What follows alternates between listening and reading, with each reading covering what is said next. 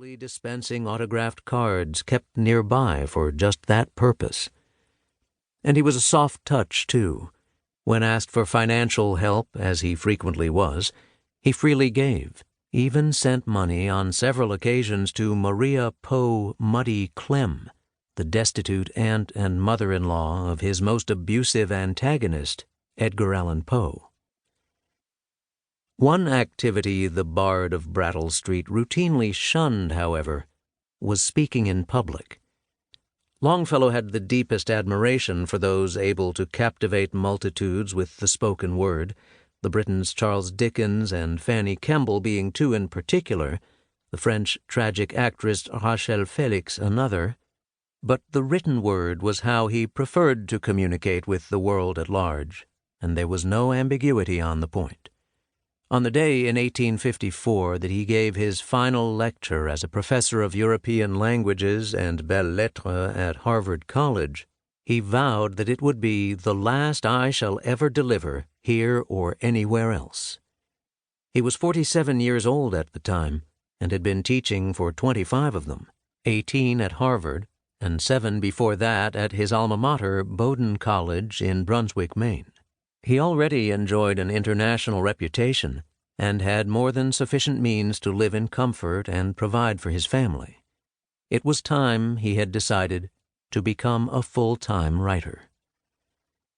For his final lecture, Longfellow spoke, with intended irony, on Dante's Inferno, and for the next 21 years he gave no public readings and composed no occasional poems to commemorate specific milestones or events.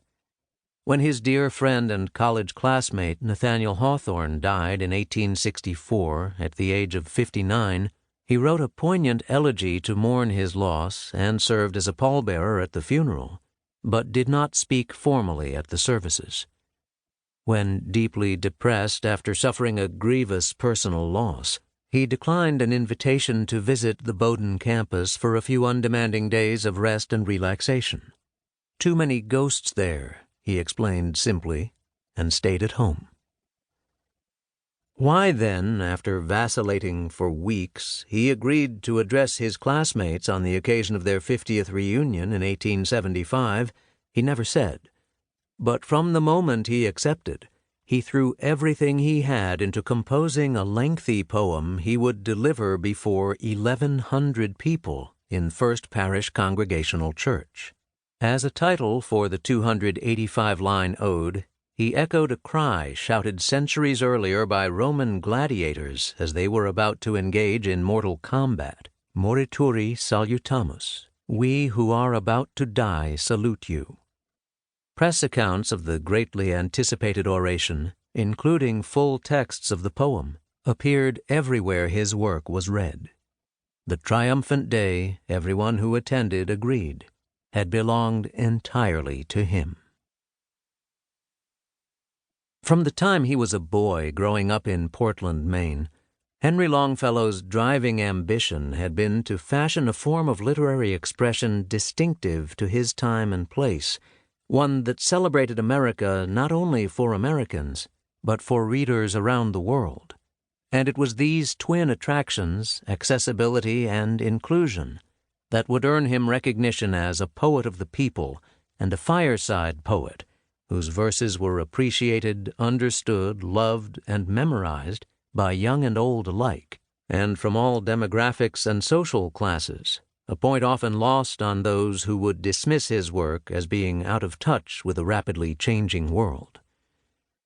Along with fame and celebrity came criticism, most of it into the 1900s positive, though there certainly were detractors, the troubled Poe by far the most hostile example, a more restrained Margaret Fuller another, though both expressed their generally dismissive views well before Henry wrote his most accomplished works.